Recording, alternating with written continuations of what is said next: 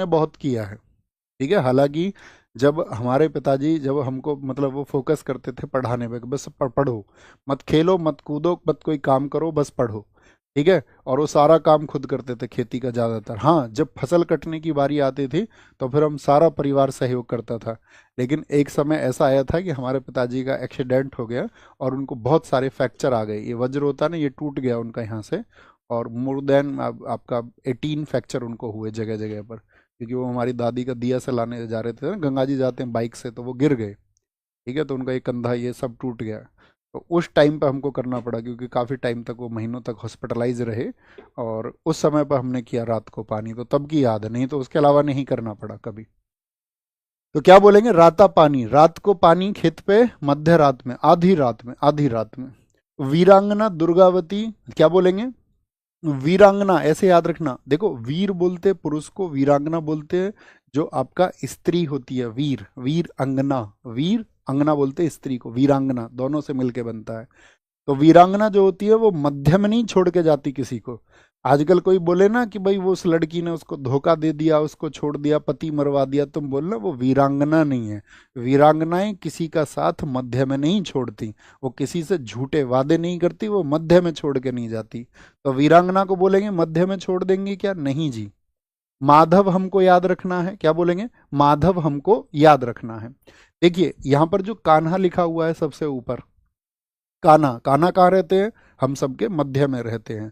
माधव कहाँ रहते हैं, हम सबके मध्य में रहते हैं। ठीक है, माधव से बांधव याद रख लोगे। पेज मैंने बताया, इसको याद रख लो, पेज, पेज कॉपी का फाड़ के दोगे तो कहाँ से दोगे, मध्य से दोगे, कहाँ से, मध्य से दोगे, मध्य से। पन्ना फाड़ के दोगे कॉपी का तो पीछे से देंगे या मध्य से, जहां पिन लगी रहती थी, मध्य से। पन्ना फाड़ के कहाँ से देते हैं, मध्य से, मध्य से। तो पन्ना कहाँ से देंगे, मध्य से। ओके, सात का पहाड़ा उसी पन्ने पे लिखा हुआ था, क्या लिखा हुआ था, सात का पहाड़ा। ठीक है, सात का पहाड़ा, माधव भी याद हो गए। देखिए कान्हा जो है ना, यहाँ पे एक इंपॉर्टेंट है। इस इस आपका कान्हा टाइगर रिजर्व का एक मैस्कॉट है, मैस्कॉट, मैस्कॉट बनाए जाते हैं शुभंकर। ठीक है, जो लुप्त प्राय प्रजाति है उसको भी बचाया जाए। तो यहाँ पर एक नाम दे रखा है मैस्कॉट, भूरा सिंह बारासिंगा। भूरा सिंह, भूरा सिंह बारासिंगा कहाँ का मैस्कॉट है, भूरा सिंह बारासिंगा। जब मैंने रिसर्च किया इसको तो मैंने पाया कि ये क्वेश्चन पूछा गया है। भूरा सिंह बारासिंगा किस टाइगर रिजर्व का अपना शुभंकर है, यानी कि मैस्कॉट है, मैस्कॉट है। अतिरिक्त बातें मत करें आपसे साथी, मेरी रिक्वेस्ट है। मैं आप सब लोगों से हाथ जोड़ करके हमेशा पिछले 7 महीने से हम आपको फ्री ऑफ कॉस्ट पढ़ा रहे हैं, और अभी उसमें लगभग आप ऐसे समझ लिए और भी जर्नी बाकी है, और इनमें मैंने आपसे कम से कम 700 बार हाथ जोड़ करके रिक्वेस्ट किया होगा कि जब आप पढ़ें, हालांकि 99% बच्चा खुद को डेडिकेशन के साथ में फॉलो करता है, उसको डेडिकेट रहता है। 1% उस बच्चे से मेरा रिक्वेस्ट है कि बच्चे, आपके सपने हैं, आपके सपने तब पूरा होंगे जब आप डेडिकेशन से पढ़ाई करेंगे। अभी हम पढ़ कुछ रहे हैं, आप कुछ और कह रहे हैं, इसका मतलब आप किसी और दिशा में हैं, किसी और दिशा में। जब तक आप अपना समर्पण कक्षा के प्रति नहीं कर दोगे, तब तक साथी वो विजय का जो मार्ग है ना, वो नहीं निकल के आएगा। वो मंजिल तक पहुंचने का जो रास्ता, वो नहीं निकल के आएगा, वो दूर रहेगा। अतिरिक्त बातें ना करें, ये रिक्वेस्ट है मेरा सभी लोगों से। देखिए बांधवगढ़ में क्या लिखा हुआ है, बांधवगढ़ टाइगर रिजर्व में 2020 को टाइगर रिजर्व में भारत की पहली hot air balloon safari. Hot air balloon समझते हो, ऐसे आपने देखा होगा, एयर बैलून होता है एक, है ना, और ये तो बैलून क्या है, तो कुछ और बन गया। एयर बैलून होता है, आपने देखा होगा, उसमें लोग घूमते हैं। गाना देख लेना, एक खाली सलाम दुआ, तो मतलब बहुत सारे में दिख जाएगा आपको। देखा है ऐसा, अंदर यहाँ पर लोग लोग खड़े रहते हैं, 8-10 लोग। अभी एक इंसिडेंट भी हो गया था, ये आपका ऊपर इसमें, क्योंकि इसमें आपका एक क्या होता है, एयर, हॉट एयर, एयर यानी गर्म हवा प्रसारित की जाती है जो इसको फूला रखने में मदद करती है। और अभी क्या हुआ था, इसमें आग लग गई थी रिसेंट में, आपने वीडियोस वगैरह न्यूज़ में देखा हो। ठीक है, न्यूज़ वाले हालांकि जो दिखाना चाहिए उसको नहीं दिखाते हैं, लोगों को अवेयर नहीं करते हैं कि इस तरह के खतरनाक स्टंट से दूर रहें, आपका जीवन अमूल्य है। वो तो कुछ और ही दिखाते हैं। वो 4 लोग बिठा लेंगे बहस करने के लिए, कौन लोग हैं, हाँ जी भाई साहब हम आपसे ये बोलेंगे, आपको तब भाई साहब ये बोलना है। ऐसे ही पॉडकास्ट चलेंगे, भाई साहब मैं आपसे ये पूछूंगा, क्या पूछूंगा, कुछ भी, सब कुछ नहीं पूछ सकते हो। वो पूछ सकते हो, ये इसको हटा दो, ये वाले क्वेश्चन को, इसका आंसर भैया मैं ऐसे दूंगा, नहीं नहीं ऐसे मत देना, यह मसाला यहाँ आएगा, ऐसे देना। चलो तो मिलके एक पॉडकास्ट कर लेते हैं, ठीक है, पॉडकास्ट कर लेते हैं, और एक काम करते हैं, टेलीप्रॉम्प्टर लगा लेते हैं पॉडकास्ट के लिए भी, ठीक है, सामने तुम्हें जो बोलना, कहीं तुम उसको भूल ना जाओ, तो सामने यहाँ लिखा हुआ आता रहेगा, पूरी स्क्रिप्ट तैयार कर लेते हैं एक, और आराम से 2-4 दिन बाद करेंगे, ठीक है। तो इसको कर लेते हैं, ताकि लोग देखें तो उनको लगे यार कितने इंटेलेक्चुअल पर्सन है, कितने इंटेलेक्ट, अभी तुम्हारा मूर्ख बना दिया ना तुरंत ही, तुरंत मूर्ख बना दिया। अभी एक इंटरव्यू आया था रासा मामी का, आपने देखा होगा, एक बिजनेसमैन का इंटरव्यू, देश का माइंडसेट बदल गया एकदम से। जो देश एक व्यक्ति को अभी तक गाली दे रहा था, ठीक है, विजय माल्या को, एकदम से उसका माइंडसेट बदल गया, उनको लगा देवता आदमी यही तो है, देवता आदमी यही तो है, मंदिरों को दान दिया यार, बताओ दे भाई साहब, जो आदमी 100 करोड़ से ऊपर के बिजनेस करते हैं उनको एक सोशल फंड देना पड़ता है। अब मतलब 100 करोड़ से ऊपर का कोई बिजनेस करेगा तो 2 करोड़ का सोशल फंड देना ही देना पड़ेगा। अब व्यक्ति सोचता है उस 2 करोड़ के फंड को मैं कहाँ दूं, ताकि नाम जियत रहे, तो जहां पर आपका वो प्लेट लग जाए, मंदिरों में लगवा देते हैं, वहां पर सबसे लंबे समय तक वो नाम रहेगा कि हाँ फंड भी दिया, देना मजबूरी है, ऐसा उसे दिए बगैर रह नहीं सकते, बच नहीं सकते हैं, है ना। तो अब लेकिन देखने वाले लोगों का क्या, कि वो उनको वो नॉलेज नहीं है, वो आईक्यू उनका नहीं है, वो माइंडसेट उनका नहीं है, तो उनको तो जो दिखाया जाता है वो उसी पक्ष में हो जाते हैं एकदम से भाग करके। तो ऐसा नहीं होना है, थोड़ा आईक्यू लेवल अपना बढ़ाइए, आप भी मनुष्य हैं, अपनी रिसर्चेज पर थोड़ा विश्वास करिए, थोड़ा रिसर्च करिए, थोड़ा रिसर्चर बनिए। ओके, बात क्लियर है। मध्य प्रदेश, हाँ जी। मिजोरम, भाई मजे लेने के लिए ना, मजे लेने के लिए दाम चाहिए दुनिया में, मजे लेने के लिए क्या चाहिए, दाम चाहिए, दाम, दाम। जैसे दुनिया में क्या बताया जाता है कि यार जो पैसा है ना, पैसा धन, वो मतलब सारी समस्याओं की जड़ पैसा है, कहा जाता है कि नहीं कहा जाता। और ये कहा किसके द्वारा जाता है, मैक्सिमम किन लोगों के द्वारा बोला जाता है ये, जिनके पास धन नहीं है। यानी कि आपकी जरूरतें किससे पैदा होती है, धन सबसे बड़ी चीज नहीं है लेकिन बहुत बड़ी चीज है। उस माइंडसेट से तुमको निकलना होगा। हाँ भैया, हमको जो है पैसे अर्न करने पड़ेंगे, हमारी बेसिक नीड्स उसी से पूरी होंगी, ठीक है। सभी लोग एकदम से सन्यास को ग्रहण नहीं कर सकते, 850 करोड़ लोग सन्यास ग्रहण कर लेंगे, प्रकृति का संतुलन बिगड़ जाएगा, ठीक है। क्या बोलेंगे, क्या बोलेंगे, मजे, मजे, मजे के लिए दाम चाहिए भैया। उड़ीसा याद है, उड़, उड़, वो किसी के साथ उड़ेगी। कौन सी सिम लेके आई थी बताना, कौन सी सिम लेके आई थी, तो वो उड़ेगी, उसने एक सिम ली है वोडाफोन की, किसी से बात करती है, उड़ जाएगी वो एक दिन, देखना तुम। 7 कोस कितनी दूर चली जाएगी, 7 कोस दूर चली जाएगी उड़ के। कितनी दूर चली जाएगी उड़ के, 7 कोस। जैसे अभी किलोमीटर में मेजर करते हैं तो पहले, अरे तुम्हें वोडाफोन भी याद है, अरे ऐसे फिक्स नहीं है यार, वाई याद रख लो, जियो याद रख लो, देश में जियो चल रहा है, एयरटेल याद रख लो, कुछ भी रख लो, वोडाफोन ही याद कर लिया है तुमने। तो क्या बोलेंगे, उड़ के उसने सिम ले लिए, 7 कोस दूर चली जाएगी। राजस्थान, राजस्थान, राजा का स्थान, क्या बोलोगे, राजा का स्थान। राजा का स्थान कैसे प्राप्त होता है भैया, रण से प्राप्त होता है, राजा का स्थान रण से प्राप्त होगा। अरे इसमें तो बहुत रिस्क है भाई, लड़ने में, रण में रिस्क तो है, लेकिन तुम क्या बोलोगे, याचना नहीं, अब रण होगा, अब रण होगा। मुकुद्रा हिल्स, रण में रिस्क लोगे तभी तो मुकुट मिलेगा, मुकु से मुकुद्रा। रामगढ़ विषधारी, तो आप कहेंगे भैया इस रास्ते में तो कोई तुमको विष भी पिला सकता है, देखा तुमने राजाओं को विष पिला दिया जाता था।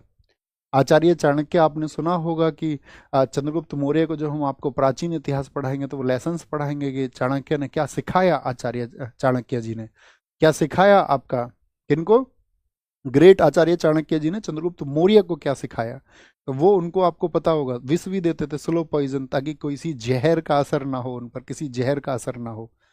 और यही एक बार आपको पता होगा, यही जहर दे दिया गया था, ठीक है। तो जिससे बिंदुसार पैदा हुए तो उनकी पत्नी ने उसको खा लिया था, तो बिंदुसार की जो माँ थी उनका ऑपरेशन करना पड़ा था। बिंदुसार की माँ का ऑपरेशन, उस टाइम पर सर्जरी नहीं होती थी, तो लेकिन सर्जरी की गई, तो उसको बोला जाता है आपका सिजेरियन किंग, सिजेरियन सुल्तान, जो सर्जरी के द्वारा पैदा हुआ। और इसी बात के लिए आचार्य चाणक्य के खिलाफ कर दिया गया था, किसको, बिंदुसार को, कि तुम्हारी माँ की मृत्यु का कारण आचार्य चाणक्य हैं, आचार्य चाणक्य। वो जहर जो तुम्हारी माता के पेट में गया, जिसकी वजह से सर्जरी करनी पड़ी, तुम्हारी माता की मौत हो गई, इसके पीछे जो है वो हाथ आचार्य चाणक्य जी का है। तो विष बहुत रहते, राजा के स्थान पे प्राप्त करने के लिए बहुत विष, बहुत जहर, बहुत जहर। धौलपुर करौली, क्या बोलोगे? धौलपुर, क्या बोलेंगे? ढोल। राजा के स्थान पे जब कभी जाते हो तो ढोल बजते रहते हैं या नहीं? ढोल से याद रख लेना, ढोल से ढोलपुर। ढोल बजते हैं नहीं बजते? नगाड़े। आप कहोगे हाँ भैया, राजा के स्थान पे स्वागत बहुत होता है, डम डम डम डम डम टमा डम डम टमा डम डम, बहुत ढोल बजते हैं, बहुत ढोल। तमिलनाडु, तमिलनाडु क्या बताया था? तुम मिलने आना, तुम मिलना, तुम मिलना। और क्या फरमाइश थी जब मिलने आना तो क्या लेके आना? क्या मांगा था उसने? मलाई, मलाई। तो मलाई रूट वर्ड तो तमिलनाडु का है ही, मिलन और मलाई। देखो मिल वर्ड भी आ रहा है और मलाई वर्ड भी आ रहा है। तो मिलन पे मलाई, क्या बोलेंगे? मलाई, मलाई जहां पर भी आ रहा है। और ये कलाकंद लिखा हो तो कलाकंद भी याद रख लो यार। तुम मिलने आना तो कलाकंद लेके आना। बोलो थम्स अप करके, जी भैया जब सिलेक्शन हमारा होगा तो कलाकंद ही लेके आएंगे। ठीक है, क्या बोलोगे? कलाकंद, मुंडन थुरई से याद रख लेना, कलाकंद, मलाई, मलाई, मलाई। और सत्यमंगलम, सत्य को तो आप जानते ही हो सारे लोग कि तुम मिलने आना तो सत्य के साथ मिलने आना, झूठ के साथ मिलने मत आना। कभी पता चले तुम्हारे ख्यालों में कोई और है और हमको तुम फिर बताओ भी ना, और हमारे साथ साथ फेरे भी ले लो और फिर हमको तुम घुमाने भी ले जाओ मेघालय। दिक्कत है ना, तो बता दो पहले ही। अब घर वाले भी प्रेशराइज कर रहे हैं और फिर ऐसे नेशनल मीडिया पे दिखा रहे हैं ये हो गया वो हो गया। जब उसको किसी और से शादी करनी है तो तुमने क्या प्राप्त कर लिया फिर? ठीक है, थोड़ा अवेयर हो जाओ। हाँ, अपनी बेटी को अवेयर करो कि ये तुम्हारे लिए ठीक चॉइस नहीं है, ये लड़का सही नहीं है, और उसके मतलब ये चीजें हैं। और तब भी लड़की अंधी हो, तब भी लड़की ना माने, तो तब क्या करोगे? जबरन तो कोई चीजें अभी इस आधुनिक भारत में हो नहीं सकती, हो नहीं सकती। ये तो परवरिश और आपका परिवेश का नतीजा है कि आप उस बच्चे को किस तरह से गाइड करते हो, वो किस तरह से अपने डिसीजंस लेंगे। और उनके डिसीजंस अच्छे हों, उनके निर्णय गलत ना हो, ये हमारी और इस समाज की जिम्मेदारी बनती है कि हम उसके लिए उनको अवेयर करें। ठीक है, तो क्या बोलेंगे भैया? सत्य के साथ मिलने आना, तुम जब मिलने आना, झूठ के साथ में नहीं। झूठ अपने घर रख के आना। एक बच्चे ने बताया भैया सत्यमंगलम को भी T2 अवार्ड मिल चुका है। क्लैपिंग, बहुत अच्छा आंसर आपने किया है, बहुत अच्छा आंसर आपने किया है। एक बार सत्यमंगलम टाइगर रिजर्व को भी पीलीभीत के बाद में T2 अवार्ड मिल चुका है। ठाकुर वाणी, बच्चे आप हमेशा अच्छे आंसर देते हैं, मैं अक्सर आपको देखता रहता हूँ। बहुत बढ़िया, शाबाश, बात क्लियर है। तेलंगाना, इसको याद रख लेना, गाने से, गाना से, गाना से। वहां पर तेल से याद कराया था हमने, यहाँ गाने से याद रख लेना। आदमी गाने नहीं सुनता, कंबल ओढ़ के, कंबल ओढ़ के, तेरा मेरा प्यार अमर रहे, पता नहीं मुझे, मतलब लिरिक्स पता नहीं है क्या है, वो तुम देख लेना। मतलब आदमी गाने कैसे सुनता? कंबल ढक के। जब उसका प्रेम बर्बाद हो जाता है तो कंबल में मुंह ढक के, और भैया अमर होने के गाने सुनता रहता है। क्या? अमर होने के, या ऐसे याद रख लो। सब सोचते हैं यार ये गाने सुनता रहता कंबल में दुख भरे, ए तो मरेगा, ए मरा, अमरा, ए मरेगा क्या, इस तरह के गानों में डूबा रहता है। अमर और अमरा कुछ भी याद रख लो, ए भाई मरेगा, अमरा, अमरा। याद रखेंगे। कहाँ का? तेलंगाना का। उत्तर प्रदेश में याद रख लेना, उत्तर प्रदेश में हमने बताया माँ बोलती हैं, उत्तर प्रदेश में माँ बोलती है बेटा दूध पियो। क्या पियो? दूध पी लो। पीलीभीत से याद रख लेना, दूध पी लो, दूध पी लो।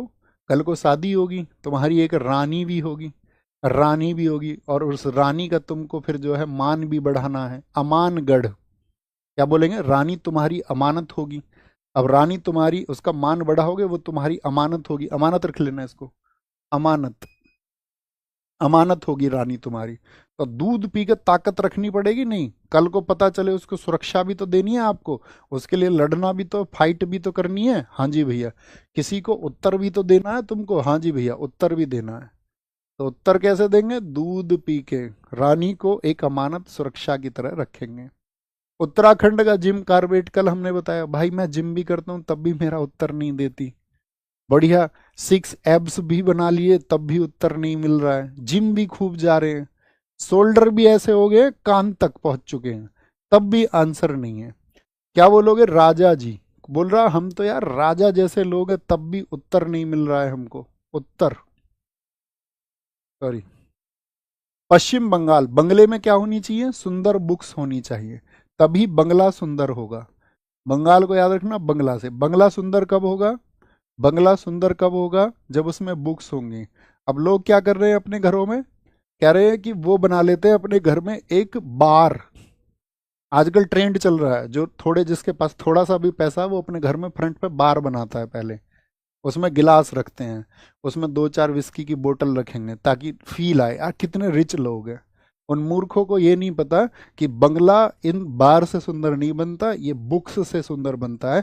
आपको अपने बच्चों को वो बुक्स उनको जब दिखेंगी ना, आपके घर में होंगे, जब दिखेंगे वो परिवेश होगा, उसके पढ़ने के लिए उसके लिए माहौल बनाओ। जब उसके अंदर ज्ञान का सृजन होगा, जब उसके अंदर नॉलेज उसको बोलते हैं ना प्रस्फुट होना, जब नॉलेज प्रस्फुट होगी तब एक वातावरण तैयार होगा, तब आपका बच्चा इंटेलेक्चुअल होगा।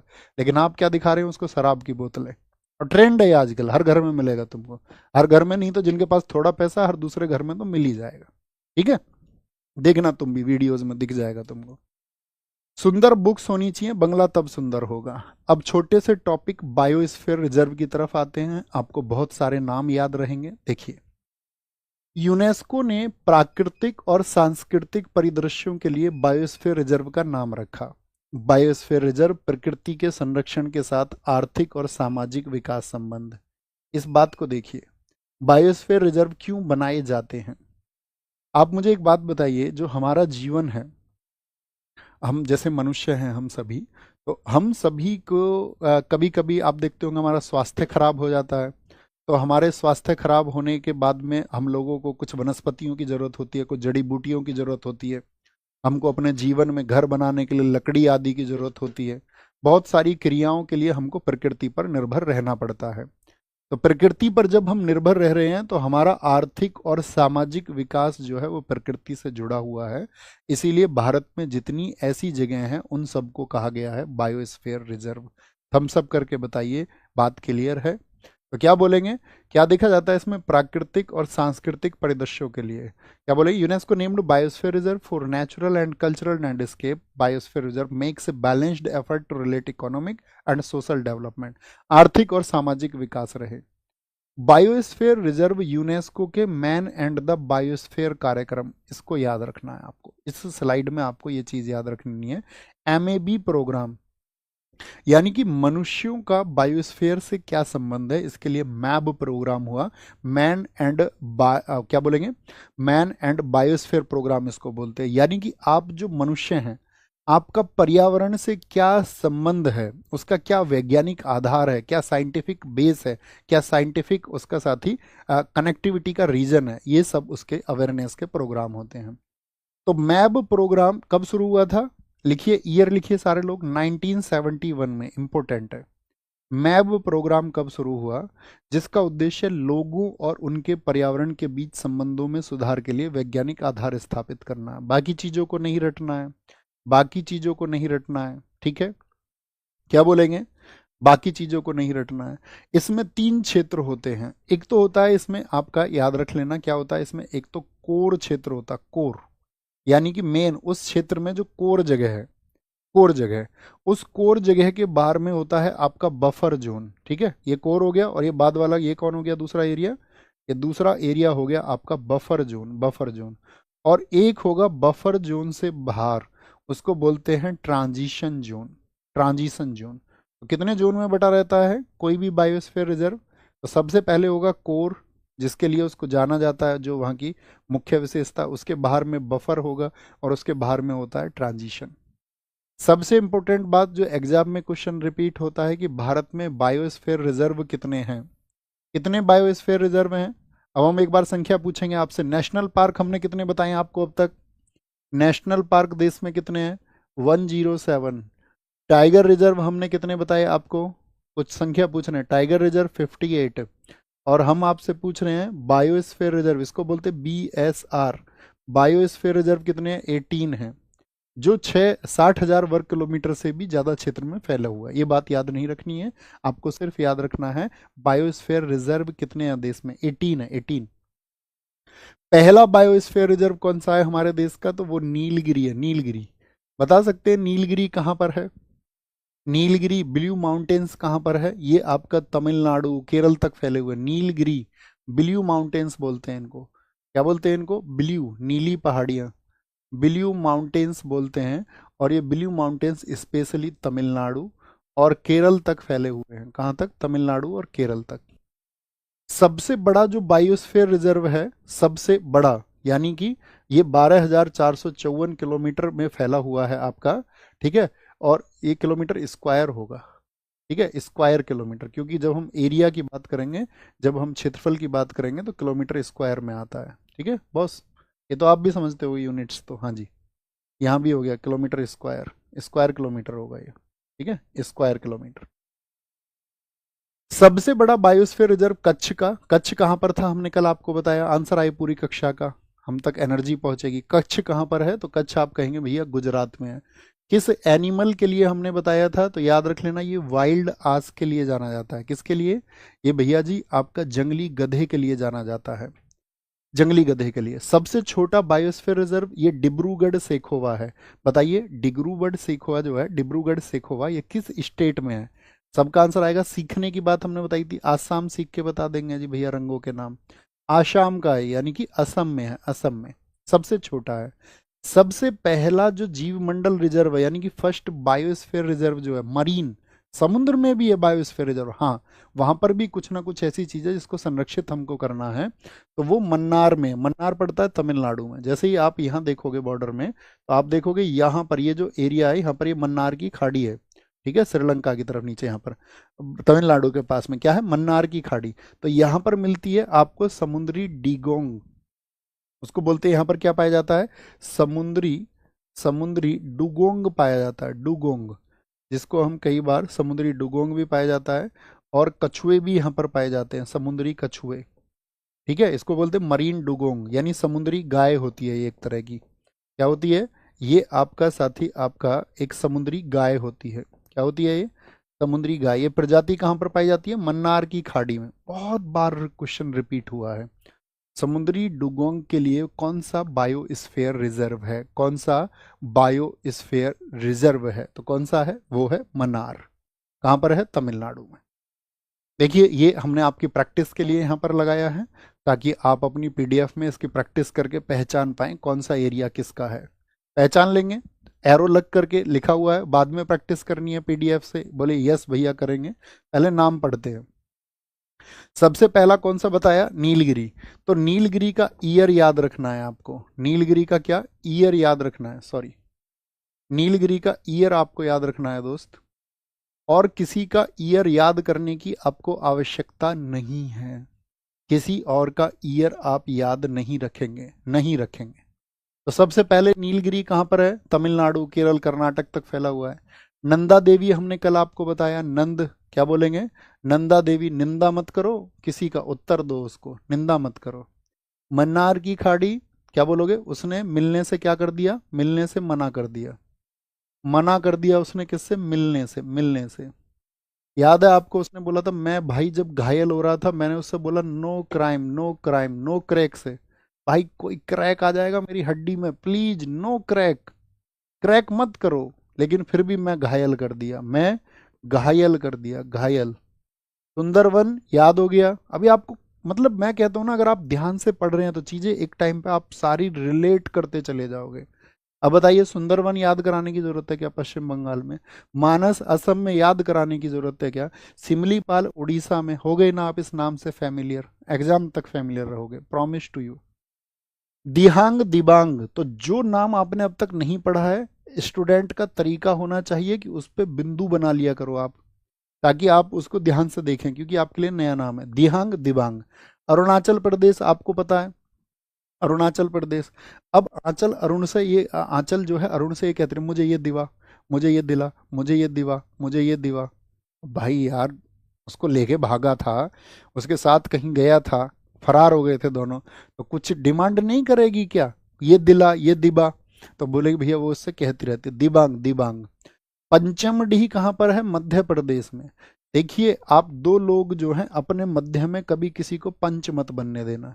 आप दो दोस्त अगर हो ना कोई, और आपके बीच में कोई थर्ड पर्सन आ रहा हो, आपकी कमियां आप दूर करोगे।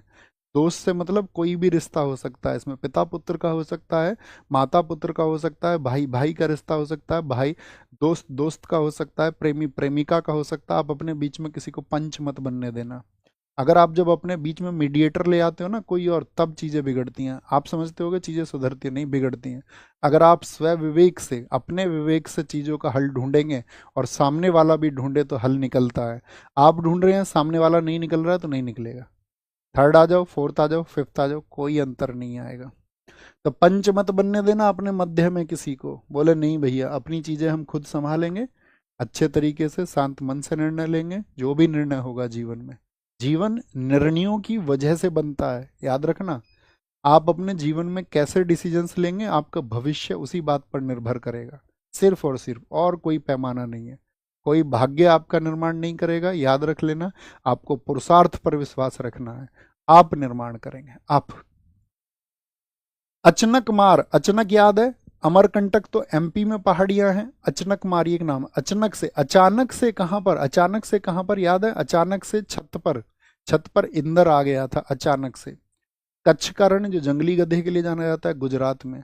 कोल्ड डेजर्ट, कोल्ड डेजर्ट बोलते हैं शीत मरुस्थल, शीत मरुस्थल, शीत मरुस्थल। भैया शीत क्या चीज होती है बताना जरा, ठंडी क्या चीज होती है, कोल्ड होती है हिम, हिम बोलते हैं बर्फ को। हिम किसको बोलते हैं, आइस को, आइस को, आइस को। हिम और आइस ये कोल्ड होती है कि नहीं होती है, हाँ जी भैया होती है, होती है। कंचनजंगा ये सिक्किम में है। क्या बोलोगे, चने किससे खाने हैं, या हमने बताया था वो सिक हो गया, वो बीमार हो गया क्योंकि उसकी जंघा में दर्द है, थाइज में दर्द है। चने खा लो सीख से, ऐसे याद रखना, सीख से। अगस्त्य मलाई, मलाई याद है, ये तमिलनाडु से लेकर केरल तक फैले हुए हैं क्योंकि बायोस्फीयर रिजर्व थोड़ा बड़ा होता है, ठीक है। बड़ा निकोबार, ये तो निकोबार में ही है। डिब्रू सेखोवा कहाँ पर बताया, सीखने की बात आसाम सीख लेंगे जी। शेषाचलम आंध्र प्रदेश का, इसको मार्क करो भाई। आपको शेष चलना है, शेष यानी कि शेष मतलब कुछ बचा हुआ है वो चलना है। तो अंधा आदमी उसको नहीं चल सकता है, शेष चले हुए को, उसको किसी सहारे की जरूरत होगी। अंधा आदमी शेष नहीं चल सकता है, बचा हुआ नहीं चल सकता है, शेष नहीं चल सकता है। पन्ना राष्ट्रीय उद्यान, पन्ना कहाँ से फाड़ोगे भैया, मध्य से फाड़ेंगे। कहाँ से, मध्य से फाड़ेंगे, मध्य से, मध्य से फाड़ेंगे, मध्य से पन्ना फाड़ दोगे। बात क्लियर है, बात क्लियर है। ऊपर से रिपीट करते आओ फटाफट से, ऊपर से रिपीट करते आओ फटाफट से, रिपीट करते हुए आएंगे ऊपर से। एक एक रिपीट होना चाहिए आपका, एक एक पर ध्यान होना चाहिए, एक एक पर। मजा आ जाएगा अगर आपने सारे नाम दे दिए। नीलगिरी कहाँ पर फैला, कर्नाटक तमिलनाडु से केरल तक फैला हुआ है, ठीक है। नंदा देवी कहाँ पर, उत्तराखंड में। मन्नार की खाड़ी बताइए मुझे, मन्नार की खाड़ी, मन्ना क्या बोलेंगे, तुम मिलना, मिलने से मना कर दिया। नोक्रेक मेघालय, सुंदरवन पश्चिम बंगाल, मानस असम, सिमलीपाल उड़ीसा, दिहांग दिबांग अरुणाचल प्रदेश, पंचमढ़ी मध्य प्रदेश, मध्य प्रदेश। अचनकमार ये आपका कहाँ पर बोला, छत्तीसगढ़। और अमरकंटक एमपी में। कच्छ का रण गुजरात। कोल्ड डेजर्ट ठंडा, कोल्ड क्या होता है, हिम, आइस होती है आपका। कंचनजंगा सिक्किम होगा आपका। अगस्त्य मलाई क्या होगा आपका, तमिलनाडु, ठीक है, तमिलनाडु होगा। निकोबार, निकोबार, डिब्रू सेखोवा असम में। शेषाचलम आंध्र प्रदेश में। पन्ना मध्य प्रदेश में। थम्स अप करो, आया मजा, मेमोरी क्रिएट हुई, भूलने नहीं देंगे। बस हाँ, जहां पर चीजें नहीं ट्रिक लग सकती है वहां पर थोड़ा एफर्ट आपको लगाना पड़ेगा, उतनी उम्मीद आपसे भी करूंगा। 50 to 70% चीजें मैं आपको लर्न करा दूंगा, 30% आपका भी प्रयास मुझे चाहिए होगा, हम दोनों के प्रयास से मिलकर चीजें होंगी। ओके, बात क्लियर है। अब तीसरे टॉपिक पर आते हैं, आज का hot spot of biodiversity in India. जैव विविधता स्थल इनको हम बोलते हैं, हॉट स्पॉट। देखिए, जब कोई हॉट स्पॉट की बात आएगी, पहली बात तो हॉट स्पॉट क्या होता है उसको पढ़िए। हॉट स्पॉट में क्या होता है, जीव जंतु भी जहां पर हो आपका, और साथ ही आपका प्रजातियां भी वहां पर हो। प्रजातियों से मतलब है कौन कौन सी, इसको पढ़िए पहले दोनों को। फौना, जितने भी जीव जंतु होते हैं इनको बोलते हैं हम फौना। और जितने भी हमारे पेड़ होते हैं उनको क्या बोलते हैं, फ्लोरा बोलते हैं। क्या बोलते हैं, फ्लोरा हम कहते हैं। तो जहां पर फौना और फ्लोरा एक साथ हों तो ऐसी जगह को हॉट स्पॉट कहा जाता है। और याद रखना, हॉट स्पॉट नाम किसने दिया था, नाम पूछा जाए तो नॉर्मन मेयरस ने। क्या बोलोगे, हॉट स्पॉट जो ये नामकरण किया, जो नॉमिनेशन ये आपका इसका नॉमिनाइज किया, इसको नामकरण किया, ये थे आपका नामकरण करने वाले व्यक्ति, उनका नाम है नॉर्मन मेयरस। क्या नाम है, नॉर्मन नॉर्मन मेयरस मेयरस नॉर्मन मेयरस। ठीक है। ऐसे स्थान जहां पर समृद्ध जैव विविधता अर्थात विभिन्न प्रकार के जीव जंतु और पेड़ पौधों की प्रजातियां अधिकता में मिलती हैं। तो जीव जंतु बहुत सारी तरह के हैं वहां पर। आप देखो अपने आसपास, देखो आपके पास कौन कौन से जंतु मिलते हैं। आप कहोगे भैया हमारे पास में गाय है, कुत्ता है, और आपका गाय हो गया, कुत्ता हो गया, ठीक है, गाय की प्रजाति हो गई सारी, कुत्ते की प्रजाति हो गई, भैंस की प्रजाति हो गई सारी, मनुष्यों की प्रजाति हो गई सारी। पेड़ देखोगे आप बहुत लिमिटेड है, शीशम नीम, मतलब 10-5 पेड़ देखोगे उसके आसपास ही पेड़ होंगे। ऐसा ही होता नहीं होता। बिल्ली की प्रजाति है जी, चूहा हमने देखा है, हमारे पास में छिपकली की प्रजाति है। तो आप देखो, लेकिन जब छिपकली आप देखोगे एक ही तरह की होगी आपके यहाँ, लेकिन आप देखो कोई एक ऐसी जगह है वहां पर हजारों तरह की छिपकलियां हैं, हजारों तरह की। जब वो प्रजाति पौधे, एक ही पौधे की बहुत सारी प्रजातियां हैं, बहुत सारी प्रजातियां हैं, ठीक है, किसी एक पौधे की। कोई एक जीव है उसकी मधु मक्खी है, मक्खी आप देखो आपके यहाँ मक्खी जनरली कैसी होगी, एक प्रकार की मक्खी, देखो हजारों प्रकार की मक्खियां हैं, ठीक है, क्योंकि लाखों प्रजातियां उसमें हैं। कहीं पर देखोगे लाखों तरह के मच्छर हैं। तो आप क्या बोलेंगे इसको, तो आप कहेंगे अच्छा। तो इस बात पर हम पहुंचेंगे जहां पर बहुत सारे जीव जंतु और पेड़ पौधों की प्रजातियां अधिकता में पाई जाती हैं, इस वर्ड का महत्व है। परंतु उनका जो अस्तित्व वो निरंतर संकट पर बने रहता है, यानी ये कभी भी लुप्त प्राय हो जाती हैं। हम आपको जब संस्थान बताएंगे, IUCN बताएंगे, तब हम आपको रेड डेटा बुक बताएंगे कि उसमें आपका लुप्त प्राय जीव कौन कौन से हैं। तो ऐसे स्थान तप्त स्थल, हिंदी में क्या बोलते हैं हॉट स्पॉट को, तप्त स्थल या हॉट स्पॉट कहलाते हैं। यह सिर्फ ट्रॉपिकल रीजन्स या उष्ण कटिबंधीय क्षेत्रों में ही पाए जाते हैं। हॉट स्पॉट कहाँ पर है आपका, उष्ण कटिबंधीय क्षेत्रों में, किसमें, ट्रॉपिकल रीजन्स में पाए जाते हैं। बहुत बढ़िया जी। फोना और फ्लोरा समझ गए, ये हमारी पढ़ने की बात थी सिर्फ, और कुछ नहीं। भारत में 4 मुख्य जैव विविधता हॉटस्पॉट है। क्या बोलोगे, कितने बायो डाइवर्सिटी हॉटस्पॉट इंडिया में है, ये इंपॉर्टेंट बात है। बायोडाइवर्सिटी हॉटस्पॉट, इमेज को देखना जरा, कितने बायोडाइवर्सिटी हॉटस्पॉट है इंडिया में, 4 बायोडाइवर्सिटी हॉटस्पॉट है। एक आपको दिख रहा होगा हिमालय की तरफ है, ठीक है। एक आपको दिख रहा होगा जिधर म्यांमार की तरफ है, रेड वाला एरिया बर्मा की तरफ है। एक आपको दिख रहा होगा साथी यहाँ पर जो ये आपका इधर वेस्टर्न घाट है, वेस्टर्न घाट में थोड़ा सा हिस्सा ईस्टर्न घाट में, यानी कि आपका किधर, पूर्वी घाट की तरफ भी है, पूर्वी घाट की तरफ। और इधर जहाँ पर इंडोनेशिया अंडमान निकोबार जैसे देश आ जाते हैं, यहाँ पर जो है ये इसको बोलते हैं सुंडा लैंड। क्या बोलते हैं इसको, इसको बोलते हैं सुंडा लैंड, ठीक है, बोलेंगे। कोई इशू कोई परेशानी, कितने हैं, 4 हैं, यानी कि मध्य में नहीं है, आउटर रीजन में है। अब यहाँ पर कई बार कंफ्यूज हो जाता है, ऑप्शन में क्या करता है किसी क्वेश्चन को पूछते टाइम, वो पश्चिमी घाट और पूर्वी घाट को देता तो मार्क करके एक जगह है, अभी हम आपको बताते हैं तब आप समझोगे। देखिए, एक कहाँ पर है, हिमालय।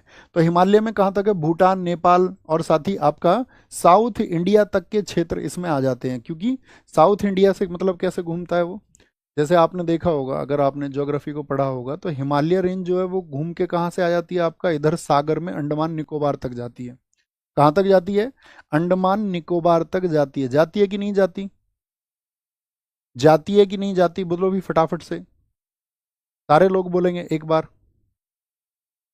हाँ जी, हाँ जी, हाँ जी। भैया स्टेनो के प्रैक्टिस सेट करवा दीजिए दोस्त। अभी नायक 2.0 GS प्रैक्टिस सेट हमने कराया है। आपको MCQ की किसी को भी प्रैक्टिस करनी है तो नायक 2.0 प्रैक्टिस सेट हमने कराए हैं। किसी भी SSC के एग्जाम्स के लिए इनको किए बगैर मत जाना, किसी भी एग्जाम के लिए, ओके। तो आप कहेंगे हाँ जी जाती है। दूसरा क्या है, पश्चिमी और पूर्वी घाट। देखिए यहाँ पर फोकस करिए, पश्चिमी और पूर्वी घाट महाराष्ट्र, कर्नाटक, केरल, यानी कि यहाँ से हम बात करें आपसे, तो इधर क्या आ जाता है आपका, महाराष्ट्र आ जाता है, ठीक है, इधर आपका केरल आ जाता है, इधर कर्नाटक आ जाता है, ठीक है, और इधर क्या है, श्रीलंका, यहाँ श्रीलंका तक फैला हुआ है। इसमें अगस्त्यमलाई की पहाड़ियाँ, जो केरल की आपका साइलेंट वैली है, जो पेरियार है केरल का नेशनल पार्क, वो सब इसी में आते हैं। जबकि पूर्वी हिमालय और उत्तर पूर्व भारत से भूटान तक फैला हुआ है। तो यहाँ पर आपका पूर्वी घाट भी आता है। तो पूर्वी घाट और पश्चिमी घाट कभी भी देना दोनों एक साथ में तो हम चुन ही लेंगे। लेकिन कभी कभी क्या करता है वो पश्चिमी घाट और पूर्वी घाट को अलग अलग विकल्प में चुन लेता है। तो आपको वहां पर प्राथमिकता देनी है किसको? पश्चिमी घाट को। इस सबसे ज्यादा जो बायोडाइवर्सिटी है वो ईस्टर्न घाट के कंपैरिजन में वेस्टर्न घाट में है। मैं आपसे इसको आसान से शब्दों में बोलूं कि पश्चिमी घाट में जैव विविधता ज्यादा है कि पूर्वी घाट में? आपका क्या उत्तर होगा? दोनों विकल्पों में से एक चुनने के लिए हम आपको दें, दोनों को, यूं तो हम साथ पढ़ रहे हैं लेकिन मैं कहता हूं कि दोनों में से एक विकल्प आपको चुनना है, तो आप किसको चुनेंगे? पश्चिमी घाट को। यही मैं आपसे बस जानना चाह रहा था। बहुत बढ़िया। पश्चिमी घाट में इंडो बर्मा रीजन, क्या बोलेंगे? Indo Burma region. भैया क्या सभी आपका ट्रॉपिकल में होते हैं? नहीं, ज्यादातर। इसका जो ज्यादा एरिया है, बायो, सभी नहीं बोलेंगे, शायद हमने उसमें सभी शब्द का इस्तेमाल कर लिया, ठीक है ना। यह सिर्फ सिर्फ सिर्फ शब्द बना, सिर्फ शब्द हटा दें, ज्यादातर की बात आई। ओनली वर्ड को हटाना पड़ेगा, ओनली वर्ड को हटाना पड़ेगा दोस्त। ये ट्रॉपिकल रीजन्स या उष्णकटिबंधीय क्षेत्रों में पाए जाते हैं ज्यादातर। यहां पर आएंगे इंडो बर्मा रीजन। इसमें पूर्वी बांग्लादेश से मलेशिया तक का हिस्सा आता है, बांग्लादेश से मलेशिया तक का। इसमें भारत का छोटा सा ही हिस्सा आता है इंडो बर्मा में। और चौथा क्या है? वो है सुंदरवन क्षेत्र। इसके अंतर्गत समय पर आइलैंड आते हैं। इसमें थाईलैंड, आपका इंडोनेशिया, मलेशिया और भारत के अंडमान निकोबार तक के क्षेत्र आते हैं। कई जगह इसको साथी आपका, कई जगह इसको क्या बोलेंगे? आपका सुंडा के नाम से जाना जाता है, सिर्फ सुंडा भी इसको बोलते हैं, सुंडा, सुंदरवन। मेमोराइज करिए, आंखें बंद करिए एक बार, कौन कौन से एरिया हैं। एक तो आपका बर्मी क्षेत्र हो गया, एक हिमालयी क्षेत्र हो गया, एक पश्चिमी घाट हो गया मुख्यतः, और एक क्या हो गया? एक सुंदरवन। यानी कि आपका सुंदरवन किधर पड़ेगा? बताइए किस स्टेट में है सुंदरवन? तो आप कहेंगे इधर साइड में, वेस्ट बंगाल की साइड में। वेस्ट बंगाल से मतलब क्या है? इधर अरेबियन सी है, अरेबियन सी, अरब सागर है, और इधर कौन सा? बे ऑफ बंगाल। यानी कि इधर हो गया आपका एक रीजन, एक रीजन इधर हो गया, एक रीजन इधर हो गया, और एक रीजन इधर हो गया। आपका 4 रीजन है। कोई क्लियर? बात क्लियर हुई? बात क्लियर हुई साथी? कोई इशू तो नहीं? कोई इशू तो नहीं? बस आपके अंदर ये पोटेंशियल होना चाहिए। स्टैटिक जीके में चीज़ों को हम तो फिर भी बहुत विस्तार से इसको पढ़ रहे हैं, लेकिन आपके अंदर ये पोटेंशियल होना चाहिए। हाँ, मैं इन चीज़ों को एक बार रिपीट करूंगा, और ये रटने जैसा जो प्रोसेस है उसको हम बहुत आसान बनाएंगे, बहुत आसान। तो किसको दिया गया था सबसे पहले T2 अवार्ड? क्या बोलेंगे? वो पीलीभीत को। कौन सा टाइगर रिजर्व उत्तर प्रदेश में स्थित है? सरिस्का राजस्थान में है, अमानगढ़ यूपी में है, जिम कार्बेट उत्तराखंड में, पन्ना एमपी में है। मध्य प्रदेश के किस टाइगर रिजर्व को यूनेस्को द्वारा संरक्षित जैव मंडल घोषित किया गया है? बताओ जी। ये तो बहुत जबरदस्त क्वेश्चन हो गया। किस टाइगर रिजर्व को यूनेस्को द्वारा संरक्षित संरक्षित जैव मंडल? ये प्रश्न थोड़ा अलग हो जाएगा, तो इसमें आपको मार्क करना है इसको कि यूनेस्को ने किसको आपका एक मतलब बायोस्फीयर रिजर्व बना रखा है। तो बायोस्फीयर रिजर्व कहाँ पर पढ़ा था हमने? पन्ना। सतपुड़ा हमने बायोस्फीयर रिजर्व में नहीं पढ़ा, पेंच नहीं पढ़ा, कान्हा नहीं पढ़ा। बायोस्फीयर रिजर्व कौन सा है? पन्ना। तो बहुत ध्यान से आंसर करना है इसको, पन्ना हमने पढ़ा था। काली टाइगर रिजर्व किस राज्य में है? काली किसको बोलते हैं? काली बोलते हैं आपका दांदेली अंसी को। और अंसी कहाँ पर था? आपका कर्नाटक में था। कहाँ पर था? कर्नाटक में था। CHSL में पूछा गया। किस टाइगर रिजर्व में इसकी पहली हॉट एयर बैलून जो साथी आपका सफारी शुरू हुई? वो शुरू हुई बांधवगढ़ में। कहाँ पर? बांधवगढ़ में। पलामू टाइगर रिजर्व किस राज्य में स्थित है? बिहार, झारखंड, गुजरात या फिर असम? तो SSC JEE में पूछा गया आपका भैया, झारखंड में स्थित है। ठीक है। निम्नलिखित बाघ आरक्षित क्षेत्रों में क्रांतिक बाघ आवास यानी कि सबसे बड़ा क्षेत्र किसके पास में है? सबसे बड़ा क्षेत्र किसके पास में है टाइगर रिजर्व में? नागार्जुन सागर श्रीशैलम, ठीक है, आंध्र प्रदेश में। निम्नलिखित में से कौन सा टाइगर रिजर्व अपना आधिकारिक शुभंबर भूरा सिंह द बारह सिंगा को रखता है? बारह सिंह, भूरा किसका है? कान्हा का है, हमने आपको बताया, यूपीएससी APF पूछ चुका है। प्रोजेक्ट टाइगर जो विश्व में अच्छी तरह से प्रचारित वन्यजीव अभियानों में से एक है, कब शुरू किया गया था? बताइए। प्रोजेक्ट टाइगर 1 अप्रैल 1973 को शुरू हुआ था, 1973 को शुरू हुआ था। एक बायोस्फीयर रिजर्व किसमें विभाजित होता है? बताइए। बायोस्फीयर रिजर्व किसमें होता है आपका? एक ट्रांजिशन जोन होता है, एक बफर जोन होता है, और एक होता है कोर एरिया। 3 जोन होते हैं उसमें, 3 जोन होते हैं। निम्नलिखित में से कौन सा भारत में बायोस्फीयर रिजर्व नहीं है? बायोस्फीयर रिजर्व कौन सा नहीं है? बताइए। बायोस्फीयर रिजर्व कौन सा नहीं है? शीत मरुस्थल है? बोलो। Cold desert? Cold desert Himachal Pradesh का, हाँ जी है। क्या आपने इसमें गिर को पढ़ा था? कहीं पर गिर नहीं है। सुंदरवन है वेस्ट बंगाल का, नीलगिरी है, लेकिन गिर वन नहीं है। Option C is not a biosphere reserve. किस बायोस्फीयर रिजर्व में सबसे बड़ा लुप्तप्राय समुद्री स्तनपायी डुगोंग अर्थात डुगोंग डुगोन या समुद्री कछुए भी पाए जाते हैं? तो कंचनजंगा सिक्किम में पाए जाते हैं, शेषाचलम आंध्र प्रदेश में, पंचमढ़ी एमपी में, या फिर मन्नार की खाड़ी तमिलनाडु में? अभी पूछा गया 2023 पिछले वाले सीजीएल में। भारत का पहला बायोस्फीयर रिजर्व कौन सा है? और इस बार सीजीएल में तुमसे परफॉर्मेंस चाहिए हमको। अब की बार जब हम टेलीग्राम में आपको ऐड कर रहे हैं तो टेलीग्राम के थ्रू आप, अब तक से पहले तो आप शायद बहुत सारे लोगों के मैसेज हम तक नहीं पहुंच पाते थे, लेकिन आप सब लोगों से रिजल्ट चाहिए, प्रॉमिस करके बताइए। इसीलिए हमने ज़्यादा वेटेज के स्टैटिक जीके को पहले शुरू किया ताकि आप आने वाले एसएससी के एग्जाम्स में उसका फ़ायदा उठा पाओ। और ज़बरदस्त परफॉर्मेंस चाहिए, तो हम सबके सिलेक्शन चाहिए। तो भारत का पहला बायोस्फीयर रिजर्व कौन सा है? तो वो नीलगिरी है। किस ईयर का है दोस्त? 1986 का है। बोलो भैया, सिलेक्शन देंगे? भारत में निम्नलिखित में से कौन सा एरिया जैव विविधता का हॉट स्पॉट है? सुंदर